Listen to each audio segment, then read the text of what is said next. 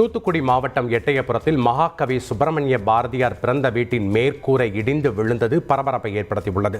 தகவல் அறிந்து வந்த அரசு அதிகாரிகள் சேதமடைந்த இடத்தை பார்வையிட்டு ஆய்வு மேற்கொண்டனர். மேலும் மேற்கூரை இடிந்து விழுந்ததில் பாரதியாரின் அரிய வகை புகைப்படங்கள் மற்றும் ஆவணங்கள் சேதமடைந்திருக்கும் என அஞ்சப்படுகிறது.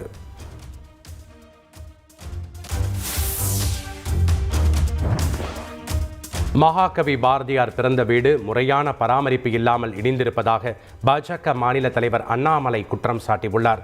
இதுகுறித்து தனது சமூக வலைதள பக்கத்தில் பதிவிட்டுள்ள அவர், சிறப்பு வாய்ந்த தளத்தை பராமரிக்காமல் இடிந்து விழும் அளவுக்கு கொண்டு சென்றிருக்கும் திமுக அரசை வன்மையாக கண்டிப்பதாக கூறியுள்ளார்.